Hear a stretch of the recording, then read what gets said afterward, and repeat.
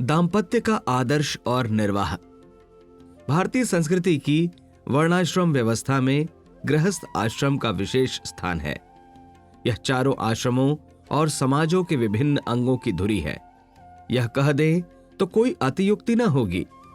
इन सब का सुधार, संस्कार, पालन पोषण और अन्य महत्वपूर्ण उत्तरदायित्व इसी आश्रम पर आधारित रहते हैं। इसीलिए हमारे प्राचीन ऋषि मुनियों ने इसकी महत्ता स्वीकार की और स्वयं भी इसका निर्वाह किया है। गृहस्थाश्रम की श्रेष्ठता का प्रतिपादन रामायण में भी अनेक स्थलों पर मिलता है। अपने अनुज भरत को इसका तथ्य समझाते हुए कहते हैं, धर्मेण चतुरो वर्णान् पालयन् क्लेशमाप्नुहि चतुर्णामाश्रमाणां हि गार्हस्थ्यं श्रेष्ठमाश्रमम्। धर्मानुसार ब्राह्मण आदि चारों वर्णों के पालन करने का कष्ट आप स्वीकार कीजिए, क्योंकि हे धर्मयज्ञ, चारों आश्रमों में गृहस्थ आश्रम को ही धर्मशील लोग सर्वोत्तम बतलाते हैं। वर्णाश्रम व्यवस्था के अन्य आश्रमों में पुरुष या नारी अपने एकाकी व्यक्तित्व से ही अपने उत्तरदायित्वों को निभा सकते हैं, लेकिन गृहस्थ आश्रम में यह एकाकी व्यक्तित्व पर्याप्त नहीं होता। इसमें पुरुष और नारी के एक दूसरे के सहयोग से, समर्पण से पूर्णता का मार्ग खुलता है। इन दोनों के सहयोग से गृहस्थाश्रम चलता है। अतः इसका प्रारंभ दाम्पत्य के पवित्र सूत्र बंधन से होता है। अपने आप को क्षुद्र अहम की संकीर्ण सीमा से निकालकर व्यापक क्षेत्र में स्वयं को विकसित करने, सेवा सहयोग करने और प्रतिष्ठापित करने का यह एक अति महत्वपूर्ण आध्यात्मिक प्रयोग होता है। दाम्पत्य सूत्र में बंध जाने के बाद पुरुष या नारी अपने शरीर तक ही सीमित नहीं रहते। वे परस्पर सुख दुख के साथी सहभागी होते हैं। उनका व्यक्तित्व सामूहिक हो जाता है। सामान्य रूप से दाम्पत्य में पति पत्नी की परस्पर की भावना की शुद्धता अशुद्धता पर ही परिवार के विकास की दिशा टिकी रहती है। दाम्पत्य को यदि मात्र वासना तुष्टि का, शारीरिक आवश्यकताओं की पूर्ति का साधन मान लिया जाए तो फिर किन्हीं उच्च आदर्शों के लिए आशा नहीं की जा सकती। फिर तो वह निकृष्ट गठबंधन मात्र है। परंतु यदि उसकी मूल भावना को अपने छोटे व्यक्तियों को मिलाकर घुलाकर एक बड़ी इकाई के रूप में बदलने को ध्यान में रखा जा सके तो दाम्पत्य आध्यात्मिक और सामाजिक दृष्टि से अति महत्वपूर्ण आधार सिद्ध होता है। फिर वह आदर्श व्यक्तित्व को गढ़ने का सुंदर सांचा बन जाता है। श्रेष्ठ समाज की संरचना का एक नमूना, मॉडल बन जाता है। ऐसा आदर्श एक उत्पादन केंद्र बन जाता है और उस उत्पादन से मनुष्यता संपन्न, समृद्ध और समुन्नत होती रहती है। यह कोई कल्पना नहीं, तथ्य है। मानस में उल्लेख है कि मनुष्यों की अनुपम सृष्टि एक ऐसी ही टकसाल में की गई थी। मानस के प्रारंभिक प्रकरण में ही लिखा है, स्वयंभू मनु अरु सत रूपा, जिन ते भय नर सृष्टि अनूपा। स्वयंभू मनु और उसकी पत्नी शतरूपा, जिनसे मनुष्यों की अनुपम सृष्टि हुई। मनुष्य की शक्ल के प्राणी संभवतः पहले भी रहे हों, किंतु मानवीय गुणों से विभूषित व्यक्तित्व जिनके कारण उन्हें अनुपम कहा जा सके, उनका निर्माण मनु और शतरूपा ने ही किया। इस महान कार्य में वे कैसे सफल हुए, किस आधार पर इस कार्य में सफलता पाई जा सकी, इसका श्रेय उनके आदर्श दाम्पत्य को ही दिया जाता है। दंपति धर्म आचरण नीका, अजहु गाव श्रुति जिन कैलीका। उन दोनों पति पत्नी के धर्म और आचरण बहुत अच्छे थे। आज भी शास्त्र उनकी मर्यादा का गान करते हैं। मनु एवं शतरूपा अपने आदर्श दाम्पत्य के निर्वाह के आधार पर ही यह अद्भुत कार्य कर सके। ऐसे कार्य की सराहना युगों युगों तक होनी स्वाभाविक और उचित ही है। अनुरूपता का महत्व आदर्श दाम्पत्य की दृष्टि से बहुत अधिक है। दोनों के स्तर में, मानसिक गठन में भेद होने से वे घुल मिलकर एक सबल इकाई के रूप में अपने आप को बदल नहीं सकते। दाम्पत्य का आधार यह है कि पति पत्नी में भेद कहने भर का रह जाए। वस्तुतः वे एक दूसरे से अपना व्यक्तित्व इस हद तक मिला दे कि वे एक रूप हो जाएं। ऐसा योग, ऐसा समर्पण एक दूसरे के अनुरूप पति पत्नी ही कर सकते हैं। श्री राम जानकी का स्तर ऐसा ही है, उनमें कोई भेद नहीं। वंदना प्रसंग में तुलसीदास जी कहते हैं, गिरा अरथ जल बीची सम, कहियत भिन्न न भिन्न, बदऊ सीता राम पद, जिन्नहि परम प्रिय खिन्न। उन सीता जी एवं रामचंद्र जी के चरणों की वंदना करता हूं, जिन्हें दीन दुखी बहुत प्रिय लगते हैं, जो वाणी व उसका अर्थ तथा पानी व उसकी लहर की तरह कहने भर को भिन्न है, पर वास्तव में वे एक ही हैं। ऐसे दाम्पत्य के निर्वाह के लिए आवश्यक है कि पति पत्नी उच्च आदर्श को लक्ष्य करके ही विवाह सूत्र में बंधें। काम तुष्टि की कामना या शारीरिक आवश्यकताओं की पूर्ति का हीन दृष्टिकोण लेकर नहीं। शिव पार्वती विवाह के प्रसंग में यह आदर्श बड़े स्पष्ट रूप से उभर कर सामने आता है। पार्वती जी शिव जी से विवाह के लिए तप कर रही थीं। उधर देवता तारकासुर से त्रस्त थे। उसे मारने के लिए शिव जी के पुत्र की आवश्यकता ब्रह्मा जी ने बतलाई। शिव जी समाधि में लीन थे। देवताओं ने अपनी बुद्धि के अनुसार कामदेव को भेजा। सोचा काम से पीड़ित होकर वह विवाह कर लेंगे, पर हुआ कुछ और ही। उन महायोगी ने क्रुद्ध होकर कामदेव को जला दिया। तब ब्रह्मा जी ने देवताओं को समझाया कि शिव जी कामवश नहीं, लोकहित के लिए विवाह कर सकते हैं। वही मार्ग अपनाया गया जो सफल रहा। सब सुर विष्णु बिरंची समेता, गए जहां शिव कृपा निकेता। सकल सुरहन के हृदय अस, शंकर परम उछाहु, निज नयन ही देखा चाहे ही, नाथ तुम्हार विवाहु। यह आग्रह शिव जी ने स्वीकार कर लिया। इस लीला से उन्होंने स्पष्ट कर दिया कि विवाह काम शक्ति से नहीं, कर्तव्य बुद्धि से किया जाना चाहिए। यही स्थिति पार्वती जी की भी है। विवाह की दृष्टि उनकी भी उतनी ही उत्कृष्ट है। उनकी परीक्षा लेने की दृष्टि से सप्त ऋषि उनके पास गए और कहा कि शिव जी ने कामदेव को जला दिया है, अब तप करना बेकार है, वे विवाह करेंगे ही क्यों। उसके उत्तर में पार्वती जी का उत्तर बड़ा ही प्रेरक है।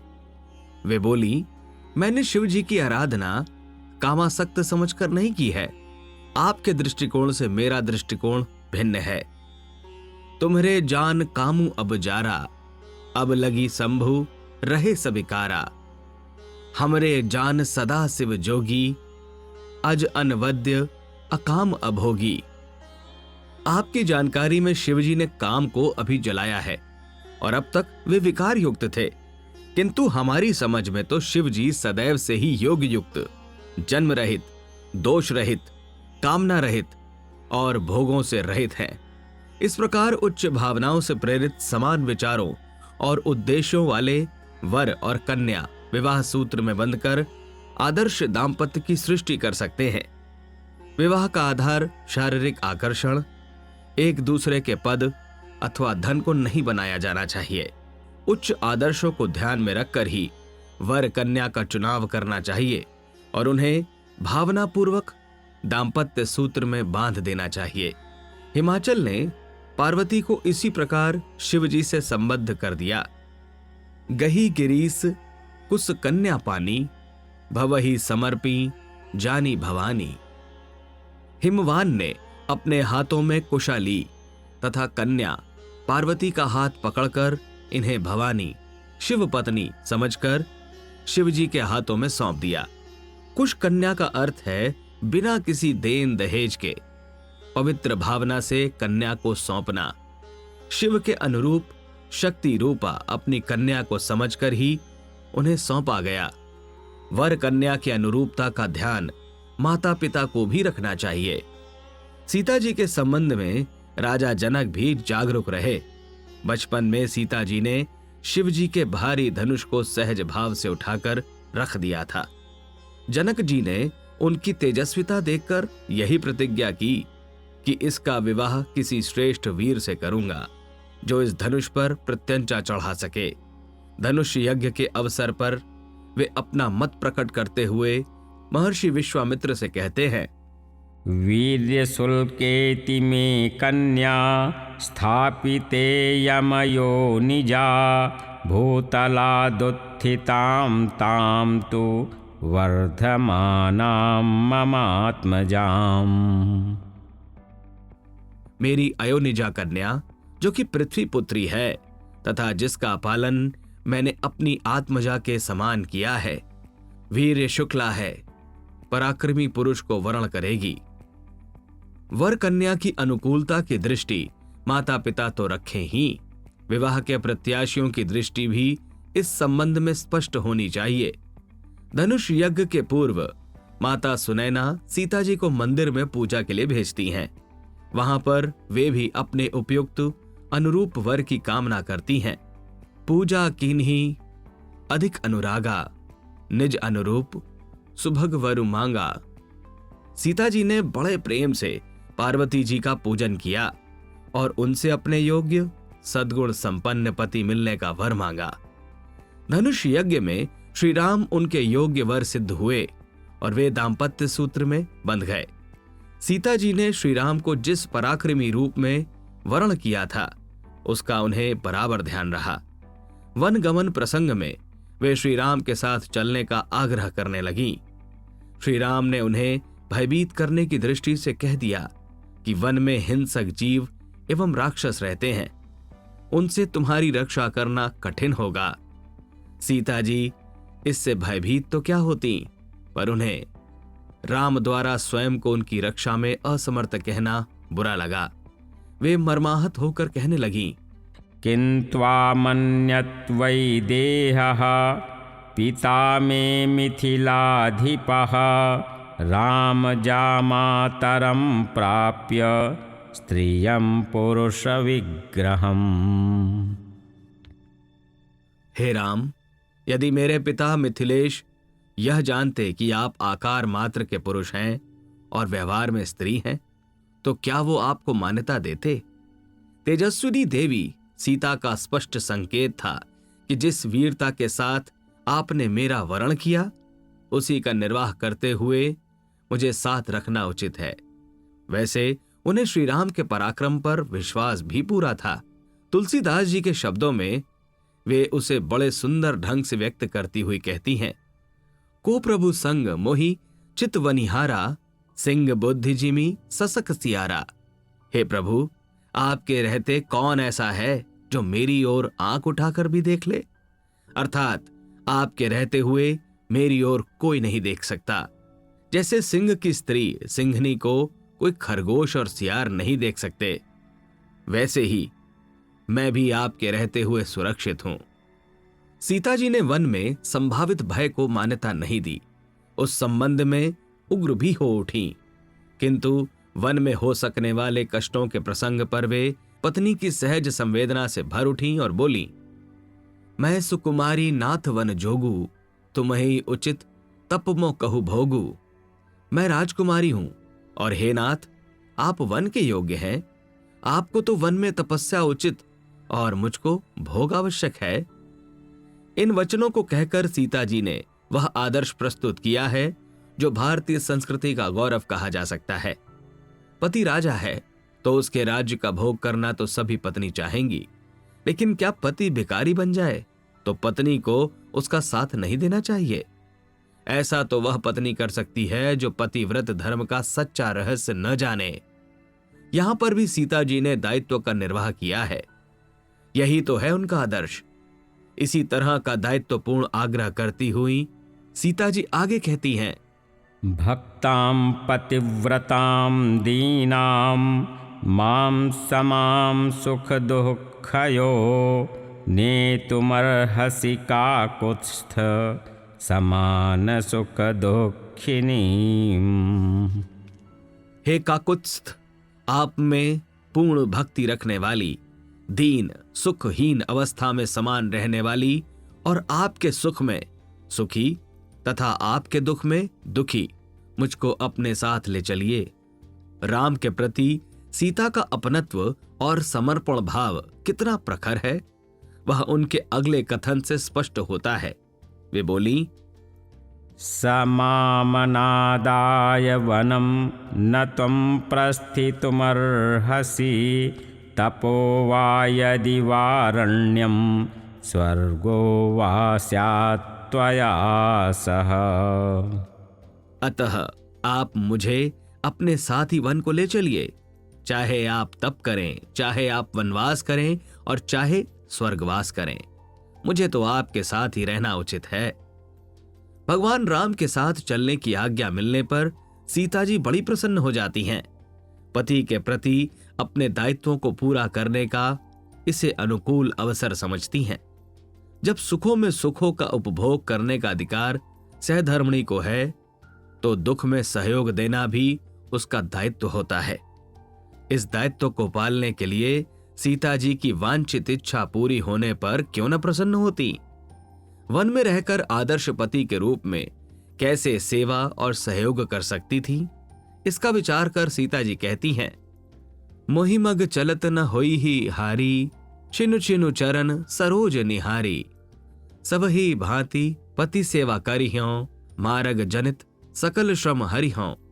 हे नाथ, क्षण क्षण में आपके चरण कमलों को देखते रहने से मुझे मार्ग चलने में थकावट न होगी। प्रियतम, मैं सभी प्रकार से आपकी सेवा करूंगी और मार्ग में चलने से होने वाली थकावट को दूर कर दूंगी। देवी सीता का आग्रह देखकर श्री राम उन्हें साथ ले लेते हैं। सीता जी अपनी उक्ति को चरितार्थ भी कर दिखाती हैं। उन्होंने कभी कहीं किसी अभाव या कष्ट की शिकायत नहीं की, बल्कि हर स्तर पर उनके अनुकूल रहती हैं, अपने को उनके अनुकूल सिद्ध करती हैं। यह अनुरूपता मात्र चिंतन के स्तर पर ही नहीं, व्यवहारिक स्तर पर भी है। सीता जी श्री राम की सच्ची सहधर्मिणी हैं। श्री राम के मनोभावों को वे उसी तरह से समझती हैं जैसे व्यक्ति अपने अंदर उठने वाले संकल्प विकल्पों को समझता है। वन मार्ग में नाव से गंगा पार करने पर श्री राम सोचते हैं कि केवट को कुछ देना चाहिए। सीता जी बिना कहे उसकी व्यवस्था करती हैं। पिय हिय की सिय जान निहारी, मनि मुदरी मन मुदित उतारी। सीता जी पति के हृदय की बात जानने वाली हैं। उन्होंने प्रसन्न होकर अपनी मणि जटित अंगूठी उतारकर श्री राम को दे दी। बिना कहे श्री राम जी की इच्छा पूर्ति के लिए अपने प्रिय आभूषण को बिना किसी संकोच के प्रसन्नता पूर्वक देने के लिए वे तत्पर हैं। पति की इच्छा को अपनी इच्छा समझना, यही है सच्चा समर्पण। वन में अनेक प्रकार के कष्ट कठिनाइयों को सहते रहने के बावजूद भी राम सीता का स्नेह निरंतर बढ़ता ही गया। वे सदा ही एक दूसरे से प्रसन्न और संतुष्ट रहे। वास्तव में सच्चा दाम्पत्य प्रेम हो तो चाहे जंगल में भी क्यों न रहना पड़े, वहां मंगल मनाया जा सकता है। इसके अभाव में राजप्रसाद भी नारकीय यंत्रणा प्रदान कर सकता है। वन में सीताराम जी का स्नेह दिन दूना और रात चौगुना जैसे बढ़ने का प्रमाण प्रस्तुत करता है।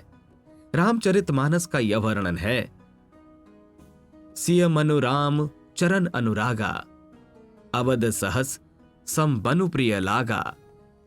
सीता जी के मन में भगवान राम के चरणों में नित्य ही अनुराग बढ़ता जाता है और वनवास भी उन्हें सैकड़ों अवध के समान प्रिय लगने लगता है। वस्तुतः जहां सच्चा प्रेम है, वहां किसी अन्य अभाव की चिंता व्यक्ति को सता ही नहीं सकती। सीता जी ने केवल यह कहा ही हो सो बात नहीं, वैसा कर भी दिखाया। चित्रकूट में उनके निवास पर मानसकार की टिप्पणी है, राम संग सिय रहित सुखारी, पुर परिजन गृह सुरति बिसारी। श्री रामचंद्र जी के साथ सीता जी अयोध्या नगरी के कुटुंबी जन और घर की याद भुलाकर सुखपूर्वक रहने लगी। वे सच्चे अर्थों में श्री राम की पूरक हैं। वन में भी उसी ढंग से रहीं तथा राज्याभिषेक हो गया तो महलों में भी उनका वही क्रम रहा। जंगल के अभाव उन्हें विचलित न कर सके और न राज्य वैभव का अहंकार ही छू सका। वे प्रधान रूप से श्री राम की सहधर्मणी ही बनी रहीं। अन्य सांसारिक संबंध और पद गौड़ रहे। न वन में अभाव की शिकायत और न महलों में वैभव का अहंकार। पति अनुकूल सदा रह सीता, शोभा खनी सुशील विनीता। शोभा की खान सुशील और विनम्र सीता जी हमेशा पति के अनुकूल ही रहती हैं। भगवान श्री राम अपने दायित्वों के प्रति जागरूक हैं, तो जानकी जी भी अपनी जगह तत्पर हैं। श्री राम स्वयं राज्य के कार्यों का संचालन करते हैं, तो सीता जी भी गृह व्यवस्था नौकरों पर ही न छोड़कर स्वयं अपने हाथों से भी कार्य किया करती हैं। यद्यपि गृह सेवक सेवकनी, विपुल सदा सेवा विधि गुनी। यद्यपि घर में अनेक दास और दासियां हैं और वे सभी सेवा की विधि में निपुण हैं। निज कर गृह परिचर्या करई, रामचंद्र आयसु अनुसरई। फिर भी सीता जी घर की समस्त सेवा अपने ही हाथों से करती हैं और श्री राम जी के आदर्शों का अनुसरण करती हैं। सेवकों की समझ का स्तर उनके स्तर के अनुरूप ही होता है। जब तक गृहिणी स्वयं सतर्क न हो, कार्य का स्तर संभलता नहीं। श्री राम परिवार की व्यवस्था जैसी चाहते हैं उसे सीता जी समझती हैं तथा उसे चरितार्थ भी करती हैं। दाम्पत्य में यह जागरूकता एकांगी नहीं होती। जहां पत्नी पति के प्रति निष्ठावान होती है, वहां पति उतना ही संवेदनशील होता है। सीता हरण के बाद श्री राम उनके वियोग में कितने दुखी होते हैं, यह किसी से छिपा नहीं है। शोकाकुल राम उनके गुणों का ही बखान करते हैं। हाँ गुण खनी जानकी सीता, रूपशील व्रत नेम पुनीता। हे सीता, तुम सभी गुणों की खान हो। तुम्हारे रूप, शील, व्रत, नियम अच्छी नीतियां हैं। राम भगवान आदर्श पत्नीव्रती थे। सीता हरण के बाद वे सीता के लिए सब कुछ करने को तैयार हैं। इस अपमान का बदला लेने को तैयार राम का पौरुष दर्शनीय है। समाकुलमर्यादं जगत्पश्चाद्य लक्ष्मण, आकर्णपूर्णैरिषुभिर्जीवलोको दुरावरैः। करिष्ये मैथिली हेतोरपि साचमराक्षसं, मम रोषप्रयुक्तानां सायकानां बलं सुराः। हे लक्ष्मण, देखना सारा जगत घबराकर मर्यादा त्याग देगा। सीता के लिए मैं कमान का रौंदा कान तक खींचकर ऐसे बाण छोड़ूंगा जिन्हें कोई न सह सकेगा, और मैं इस जगत को पिशाचों और राक्षसों से शून्य कर दूंगा। वियोग का दुख राम को सीता की अपेक्षा कम नहीं हुआ। वे हनुमान के द्वारा सीता को संदेश भिजवाते हैं। इससे उनके स्नेह की गहनता प्रकट होती है। तत्व प्रेम कर मम अरुतोरा, जानत प्रिया एकू मनु मोरा। हे प्रिय, मेरे और तुम्हारे प्रेम का तत्व जानता है एकमात्र मेरा मन। रामचंद्र भगवान और आगे कहते हैं, सो मनु सदा रहत तो ही पाही, जानु प्रीति रसु एत नहीं माही। जो मन सुख दुख का अनुभव करता है, वह मन सदा तेरे समीप रहता है।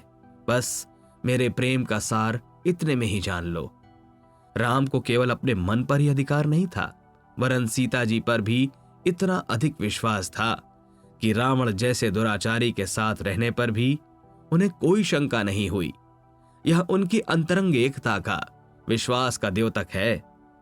जहां कहीं ऐसे आदर्श देखने में आए तो वह स्वर्गीय सुखों की खान ही हो सकता है। इस तरह का विश्वास एक दूसरे के प्रति किसी प्रकार की कुशंकाएं नहीं आने देता, और जहां ऐसा मनोमालिन्य नहीं है, वहां पर किसी प्रकार के झगड़े झंझट, मनमुटाव आदि का कोई कारण नहीं है। ऐसा ही उदाहरण रामायण में है। माता सीता अशोक वाटिका में दुराचारी रावण के अधीन हैं। रामचंद्र जी उनकी खोज यहां वहां कर रहे हैं। दुराचारी के अधीन होने पर भी भगवान राम को विश्वास रहता है कि सीता जी मुझे छोड़कर किसी अन्य को अपने मन में स्थान नहीं दे सकती, और वे कहते हैं, अनन्यहृदयां भक्तां मच्चित्तपरिवर्तिनीम् अहमप्यवगच्छामि मैथिलीं जनकात्मजाम्। यह मुझे मालूम है कि सीता मुझे छोड़ अपने मन में किसी अन्य को स्थान नहीं दे सकती, अर्थात वह मुझ में अनन्य अनुरागवती हैं। रामचंद्र जी के मन में सीता के लिए जितना स्थान है, उतना ही सीता जी के मन में राम के लिए भी है। हनुमान जी द्वारा राम का संदेश सुनने पर सीता जी ने ऐसा ही संदेश भेजा। यह संदेश भगवान को सुनाते हुए हनुमान जी कहते हैं, नाम पाहरो दिवस निसी ध्यान तुम्हार कपाट, लोचन निज पद जंत्रित जाही प्राण के ही बाट। आपका नाम रात दिन पहरा देने वाला है, आपका ध्यान ही कपाट है, नेत्रों को अपने चरणों में लगाए रहती हैं।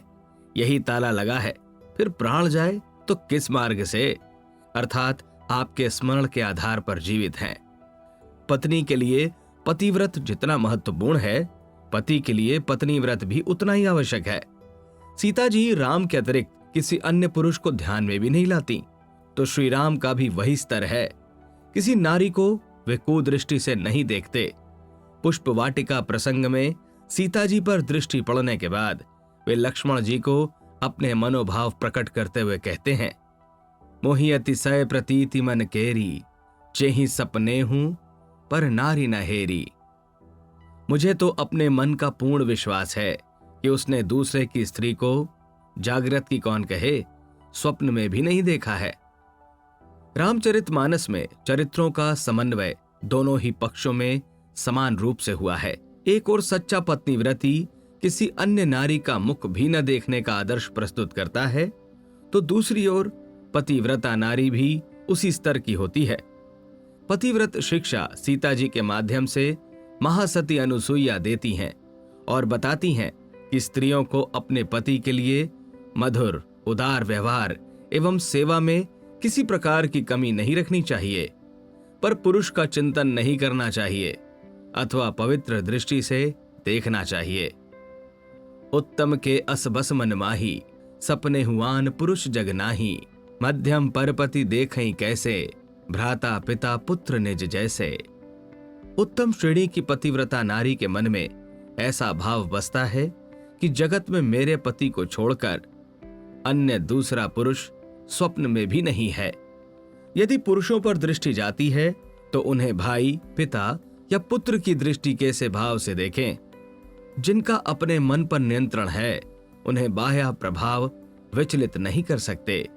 धनुष यज्ञ के प्रसंग में मानसकार उपमा उपमेय के रूप में यह तथ्य प्रस्तुत करते हैं।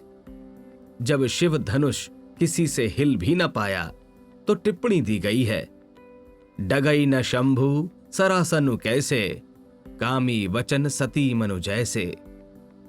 शिवजी का धनुष उसी प्रकार डिगता नहीं जैसे कामी पुरुष के वचनों से सती नारी का मन कभी चलायमान नहीं होता।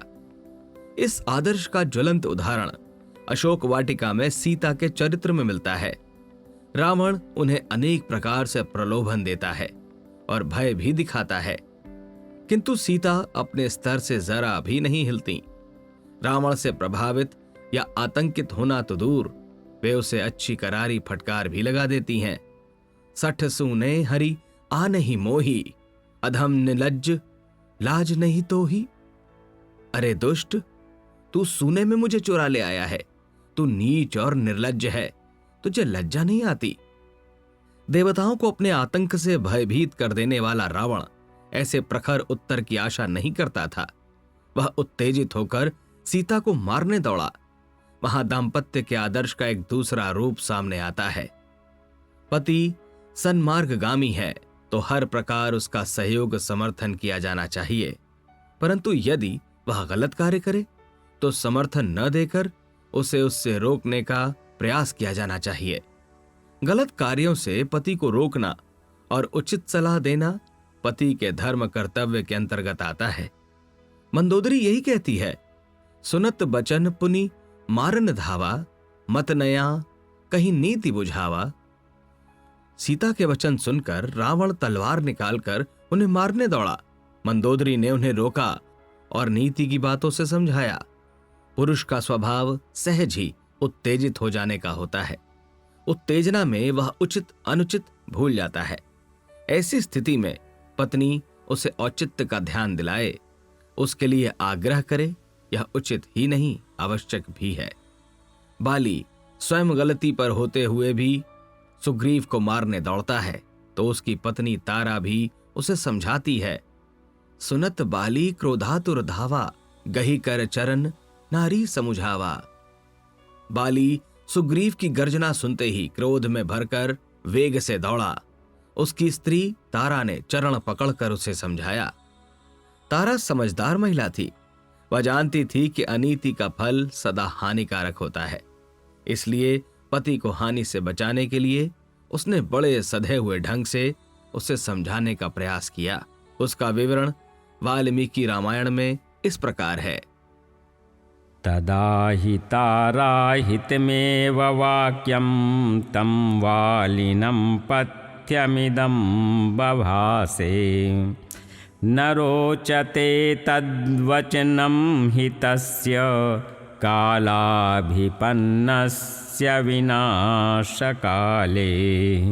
तारा इस प्रकार पथ्य रूप हित कर वचन कर रही थी, किंतु बाली को वे वचन अच्छे नहीं लगते थे, क्योंकि उसके सिर पर तो काल खेल रहा था। बाली ने पत्नी की सलाह नहीं मानी और अपनी करनी का फल पाया। श्री राम ने उसे पत्नी की नेक सलाह न मानने के कारण बुरा भला भी कहा। पति माने या न माने यह बात भिन्न है, किंतु पत्नी को यथासंभव सही सलाह देनी ही चाहिए। मंदोदरी ने तो रावण को सांसारिक लोभ मोह छोड़कर आयु के अनुसार वानप्रस्थ जीवन में प्रविष्ट होने का भी आग्रह बड़े स्पष्ट रूप से किया था। श्री राम से युद्ध आरंभ होने के पूर्व वह रावण से कहती हैं, संत कहहीं अस नीति दसानन, चौथेपन जाहि नृप कानन, जौ पिय मानहु मोर सिखावन, सुजसु होई तिहु पुर अति पावन। हे दशानन, ज्ञानी जनों की सम्मति है कि चौथेपन वृद्धावस्था में राजा को वन में जाकर रहना चाहिए। अगर आप मेरे इस अनुरोध को मान लेंगे तो आपकी कीर्ति सर्वत्र छा जाएगी। रावण नहीं माना। उसके मन में तो अनीति घुसी थी। वह तो दुष्ट सहयोगियों के बीच रह रहा था, उनका ही उस पर प्रभाव था। सदाचार की मर्यादा तोड़कर वह पर स्त्री की कामना करता था। अस्तु उसका अहित तो होना ही था, हुआ भी। दाम्पत्य की मर्यादा तोड़कर पर स्त्री की कामना करने वाले की सदगति हो ही नहीं सकती। यह मत काकभुषुंडी जी गरुण जी से व्यक्त करते हैं। काहू सुमति की खल संग जामी, शुभ गति पाव की पर त्रियगामी। दुष्टों के साथ से क्या किसी को सुबुद्धि पैदा हुई है? पराई स्त्री का गमन करने वाला क्या उत्तम गति को पा सकता है? राक्षस यह दोष न छोड़ सके, किंतु राम राज्य के आदर्श समाज में यह मर्यादा दोनों ही पक्ष से निभाई जाती थी। केवल श्री राम ही नहीं, सारे पुरुष एक पत्नी व्रत का पालन करने वाले थे और स्त्रियां मन वचन कर्म से पतियों का हित करने वाली थीं। राम राज्य में उल्लेख है, एक नारी व्रत रत सब झारी, ते मन बच क्रम पति हितकारी। सब पुरुष एक पत्नी व्रत रखते हैं, इसी प्रकार नारियां भी मन वचन कर्म से पति का भला करने वाली होती हैं। नारियां पतियों का हित करने वाली हैं। यह वाक्य सौदेश्य है। जो पति करे उस हर कार्य का समर्थन करना नारी का धर्म नहीं है। उसे पति का ध्यान रखना चाहिए। यही राम राज्य में होता है। किंतु हित कामना एकांगी नहीं। पति भी पत्नी के हित का ध्यान रखे, उसके ज्ञान का स्तर बढ़ाते रहना पतियों का कर्तव्य है। श्री राम विवाह के बाद विवरण मिलता है कि राजा दशरथ वशिष्ठ जी द्वारा दिए जाने वाले ज्ञान का लाभ रनिवास की महिलाओं को भी देते हैं, ताकि वे भी ज्ञान विज्ञान में पुरुषों की बराबरी से चल सकें। कहहीं वशिष्ठु धर्म इतिहासा, सुनहि महीसु सहित रनिवासा। वशिष्ठ जी धर्म और इतिहास का वर्णन करते थे तथा दशरथ जी रानियों सहित सुनते थे। दाम्पत्य की मर्यादा है कि पति पत्नी एक दूसरे का सम्मान करें। यह धारणा गलत है कि केवल पति ही सम्मान पाने का अधिकारी है और वह पत्नी के साथ कैसा भी मनमाना व्यवहार कर सकता है। रामचरितमानस में उभय पक्षीय आदर्श प्रस्तुत किया गया है। विवाह के बाद जब पार्वती जी शिव जी के पास अपनी जिज्ञासा लेकर जाती हैं, तो शिव जी उन्हें पूर्ण शिष्टाचार के साथ आदर सहित आसन देकर बैठाते हैं। जानी प्रिया आदरु अति कीन्हा, बाम भाग आसनु हर दीनहा। पार्वती जी को अपनी स्नेहमयी पत्नी जानकर शंकर जी ने उन्हें अपनी बाईं ओर उचित आसन देकर आदर सहित बैठाया। अन्य स्थलों पर भी इस मर्यादा का पालन होता है। श्री राम के विवाह के बाद बारात लौटती है, वर वधुओं का स्वागत किया जाता है। तब दशरथ जी कुछ सुझाव देने के लिए रानियों को बुलाते हैं। तब वे उनका सम्मान भी करते हैं और मीठे वचनों से संबोधित करते हैं। नृप सब भांति सबहि सन्मानी, काहि मृदु बचन बोलाई रानी। राजा दशरथ ने सब प्रकार से सम्मान किया और मधुर वचन कहकर रानियों को बुलाया। इस प्रकार सफल दाम्पत्य की दृष्टि से पति पत्नी दोनों के आदर्शों का सुंदर चित्रण राम कथा में मिलता है। पुरुष वर्ग अपने आचरण व चिंतन को तदनुसार साधें एवं महिलाएं अपनी भावना एवं क्षमताओं को उसी स्तर पर लाएं, तो दाम्पत्य जीवन में स्वर्ग की अनुभूति हर एक के लिए संभव है। अभाव में भी अलभ्य सुख की अनुभूति की जा सकती है। आवश्यकता उन सिद्धांतों को समझने और उन्हें आचरण में लाने भर की है